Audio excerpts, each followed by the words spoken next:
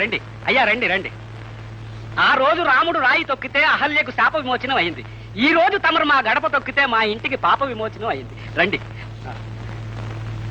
ఇక్కడ కాదు, మాకు ఉన్నది ఒకటే ఒక మంచి రూము, అదే మా బెడ్రూమ్. అందులోనే తమరు కూర్చోవాలి. రండి. ఇలా రండి బాబు, ఇలా ఇలా కూర్చోండి. బాబు మరేం అనుకోవద్దు, ఏసీ లేదు, పంఖ మాత్రం. పర్వాలేదయ్యా. ఏం పుచ్చుకుంటారు? ఏమిటి?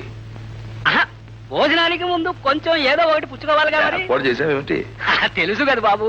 చలాయ్ చలాయ్, వస్తున్నా. ఇలా రా, నమస్కారం చేయమా.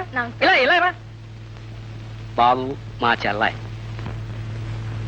దానికి జీవితంలో సుఖం ఏమిటో తృప్తి ఏమిటో అన్నీ తెలుసుకునే లోపలే భగవంతుడు దాని నుదుట కుంకుమ తుడిచేశాడు సార్.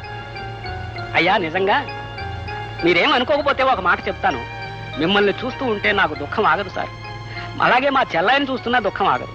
ఎందుకంటే మీకు భార్య లేకపోయినా 2-3 పెళ్లిళ్లు చేసుకునే వయసు, పట్టు, జవసత్వాలు అన్నీ ఉండి కూడా మీరు ఇలా మోడు లాంటి జీవితం అనుభవిస్తున్నారు. అలాగే చూడండి, చూడాలి మరి, అన్నీ ఉండి కూడా నా చెల్లెలు కూడా మీలానే మోడు లాంటి జీవితం అనుభవిస్తూ ఉంటే నా వల్ల కాదు. ఈ 2 మోడుల్ని చూస్తూ ఉంటే నా గుండె గోడు గోడుని ఏడుస్తుందంటే నమ్మండి. మీరు మాట్లాడుతూ ఉండండి, నా ఏర్పాట్లలో ఉంటాను నేను. అమ్మాయి,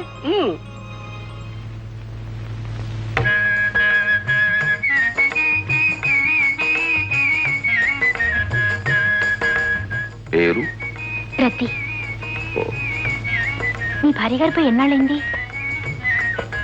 10-12 ఏళ్ళయింది. మరి ఇన్నేళ్ల నుంచి ఇంత నిగ్రహంగా ఎలా ఉండగలుగుతున్నారు? మీ ఆయన పోయేనాళ్ళయింది. 5 ఏళ్ళైంది. ఇన్నేళ్ల నుంచి నువ్వు ఎలా నిగ్రహంగా ఉండగలుగుతున్నావు? ఏం చేయమంటారు, అక్కడికి మా అన్నయ్య అంటుంటాడు, మళ్ళీ పెళ్లి చేసుకోవచ్చు కదా, తప్పు లేదని. మొదటి పెళ్లి వాడిని చేసుకుని అతని జీవితం నాశనం చేయటం నాకు ఇష్టం లేదు, అందుకని చేసుకోలేదు. నాకు చాలా మంది పెళ్లి చేసుకోమనే చెప్పారు, కానీ 2వ పెళ్లి చేసుకుని ఒక అమ్మాయి జీవితాన్ని నాశనం చేసిన వాడిని అవుతానేమోనని మానుకున్నాను. అమ్మా, ఏమిటో హడావుడి? రిజల్ట్స్ వచ్చాను. వచ్చాయా? ఏమిటి క్లాస్ వచ్చిందా? చూడండి. Very good, congratulations my boy. Thanks అండి. మరి ప్రియో?